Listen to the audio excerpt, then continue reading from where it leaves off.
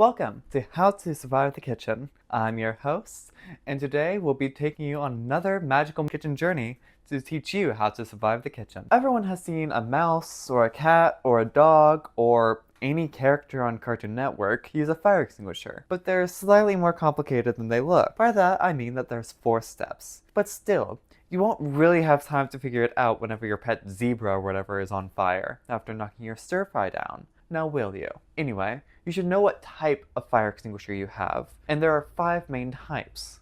But I doubt you're going to be cooking with zirconium, so we'll skip Class D. Class A's, wherever they are for your standard fires. Wood and plastic and boring stuff like that. Class B fire extinguishers are for your accelerants. Fun!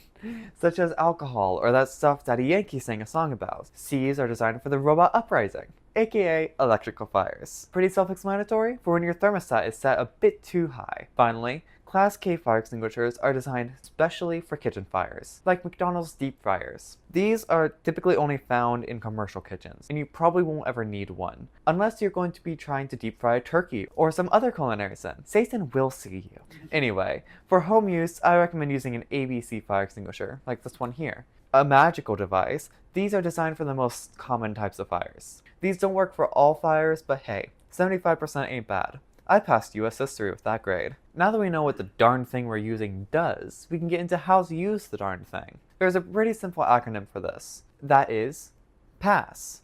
Not just one half of everyone's favorite game of judging celebrities and your friends' types, this acronym is an easy way to recall the order of operation for these things. P stands for pulling the pin. These tend to have a zip tie or something similar that are keeping it intact. You just have to grab the pin, it'll typically have a loop like this, and yank it out. After that comes A, which stands for aiming. So your hours of playing video games instead of doing your homework are finally good for something. Who would have guessed? You'll want to take this and aim at the base of the fire. That's where the fire is going to be getting its fuel. So you want to target that area so you can smother the fire or plastic, whatever that is actually burning. After that, you S. Squeeze the nozzle. It might have a little bit of strength required, but I'm sure y'all can do it. This will release the yummy chemicals all over your kitchen. Fun! The second S stands for sweeping. You want to move the spray from side to side, like this,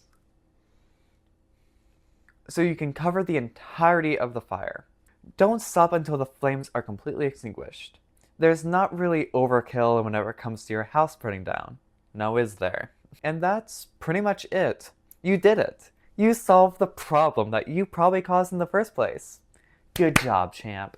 Now you should know when to use a fire extinguisher, because the answer isn't just, when there's a fire, I want not to be there anymore. You should only use a fire extinguisher if the flame is still relatively small and if it isn't growing quickly. If it's so big that you think you might need 2 fire extinguishers, you shouldn't try and engage. Just call 911 from a safe distance. Don't be stupid. This is your life, after all. That's worth something. Now for cleanup. The most common chemical in fire extinguishers are largely harmless, such as baking soda or even just water. But they can still cause irritation, so make sure to wear a mask like those ones we had a couple years ago, and eye protection. You can just simply vacuum up the spray, but you'll also need to wash and sanitize your house and kitchen properly afterwards. Just use soapy water and a standard sanitizing agent, whichever one you can find at the store. This part is very important unless you're a fan of that yummy chemical burn flavor. In that case, pop off, I guess, freak. And that's all there is. If you don't remember these steps, the best course of action is just to evacuate the area and call 911.